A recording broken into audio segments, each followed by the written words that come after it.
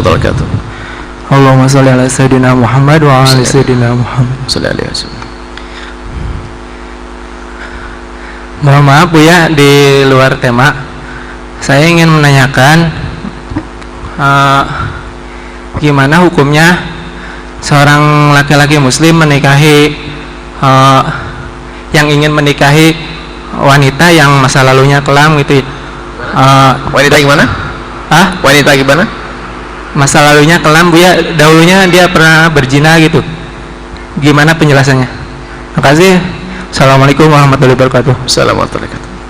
Seorang muslim laki-laki baik menikahi seorang wanita yang punya masa lalu kelam. Yang dilarang adalah menikahi pezina. Belum bertobat kok dinikahi. Laki-laki bodoh. Wanita pezina belum bertobat kok dinikahi. Tapi kalau wanita punya masa lalu, dia pernah berzina, ketahuilah orang bertobat dari dosa seperti orang tidak pernah punya dosa. Mungkin masa lalu yang dia berzina, lalu dia bertobat bisa menjadi lebih mulia dari yang lainnya. Mungkin dia kepleset waktu itu, kemudian dia terjerumus, bertahun-tahun dia berzina, tatonya pada akhirnya dia tobat, menyesal, menangis, dan dia berjanji tidak mengulang lagi. Allah Maha tahu, Allah yang Maha suci akan mensucikan itu semuanya. At-taibu minadz dzambi kaman la dzambalah. Orang bertobat dari dosa seperti orang yang tidak pernah punya dosa. Jangan rendahkan lagi. Biarpun dia dahulunya berzina. Dahulunya berzina, kalau sudah tobat lihat. Orang bertobat lihat, Allah akan mengampuni. Bahkan Nabi marah kalau kita ejek dia. Jangan bantu setan untuk menjerumuskan dia. Sebab kalau perempuan sudah berzina lalu diejek terus padahal sudah tobat, bisa saja diputus asa. Wong saya sudah tobat pun masih diejek-ejek. Ngapain saya tobat? Mending masuk zina lagi. Kata Rasulullah, kau tolong setan untuk menjerumuskan dia lagi. Kalau sudah ada orang tobat, besarkan hatinya. Bawa ke tempat yang mulia. Jangan dibawa ke masa lalu lagi. Awas, jangan membicarakan masa lalu seseorang. Kalau Anda bicarakan masa lalu seseorang, berarti Anda telah menyeret dia untuk kembali lagi. Itu hukum tentang wanita tersebut. Wanita insya Allah mulia kalau dia bertobat. Cuman sekarang Anda seorang laki-laki, bagaimana kalau saya menikahi wanita tobat? Mental Anda itu mental apa? Kalau mental Anda mental orang besar, Anda bakal menjamin bisa menutup aib itu sampai mati, Anda boleh menikahi dia. Tapi kalau ternyata Anda tidak kuat, mungkin punya masalah, lalu berkata dasar kau dulu pelacur, Anda jangan nikah. Kalau Anda wanita hebat, kalau Anda laki-laki hebat, laki-laki yang bisa menolong dia, memuliakan dia, menutup aibnya sampai mati, dan Anda mampu, sah. Dan Anda seorang mulia. Kenapa? Dia orang bertobat kok. Tapi kalau Anda khawatir nanti waktu namanya hidup kan punya masalah, jangan-jangan saya nanti ngungkap, enggak, cari saja yang masih, yang punya masa lalu tidak. Maka di sisi lain, para yang mendengar suara ini, mungkin ada seorang wanita yang kepleset dalam kehinaan. Anda tidak perlu bercerita kepada siapapun, hanya kepada Allah sajalah. Cukup Anda ngadu kepada Allah. Biarkan laki-laki yang akan menikahimu nanti menganggapmu sebagai wanita yang tidak pernah punya masa lalu. Hanya wanita bodoh yang bercerita tentang masa lalunya. Kenapa kalau laki-laki muslim tahu? Mungkin perempuan itu bercerita kebodohan dia. Karena itu dosa antara dia dengan Allah, nggak perlu diceritakan. Sampai ada orang ngadu ke Rasulullah, ya Rasulullah halaktu fatohirni, ya Allah aku kepleset, laqad zannaitu, aku telah berzina, tohirni. Nabi mengatakan la'allaka lamasta, mungkin hanya pegangan. Nabi menepis, pura-pura tidak tahu. Maka disebutkan oleh para fuqaha, ikrar, mengakui perzinaan bukan disunnahkan. Orang ngakui perzinaan lalu minta dihukum bukan dianjurkan, akan tapi sebaliknya hendaknya siapapun yang pernah kepleset dalam zina menarik daripada bertobat, kemudian tidak bercerita kepada siapapun. Karena kalau sudah dia ikrar, yang disakiti banyak orang. Dia diampuni oleh Allah, iya. Dia dicambuk oleh Allah, iya. Akan tapi dia punya keluarga yang mungkin dia akan malu. Maka ditutup aib tersebut. Yang pernah kepleset dalam zina, sembunyikan. Itu urusanmu dengan Allah. Biar saja Allah yang tahu, nggak usah cerita kepada siapapun. Allah Maha Kasih. Kemudian yang terakhir, jika Anda mendengar berita tentang perzinahan seseorang, amanat di hadapan Allah. Kalau ada orang terlanjur bercerita kepada saya tentang perzinahan, haram bagi saya bercerita kepada istri saya sekalipun. Pengkhianat saya kalau cerita. Mungkin ada satu orang keceplosan curhat kepada saya, itu amanat besar di hadapan Allah.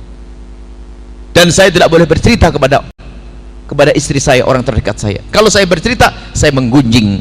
Dan ingat, menggunjing seseorang adalah dosa besar, menjadi sebab kita diuji dengan kehinaan yang serupa. Hati-hati. Alangkah indahnya Islam. Alangkah indahnya Islam. Maka kalau seandainya naudzubillah ada dua pasangan laki perempuan kok kepleset dalam zina, bagaimana himbauannya? Sebaiknya mereka tidak usah menikah dengan orang yang sama-sama tidak tahu kalau dia berzina.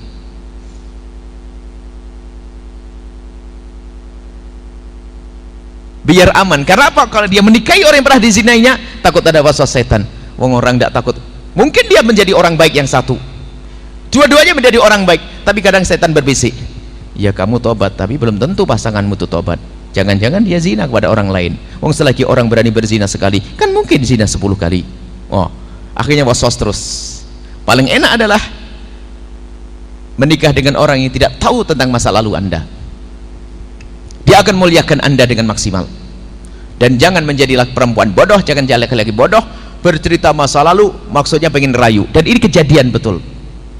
Seorang wanita itu menikah dengan seorang laki-laki. Kejadian cerita ini kasih.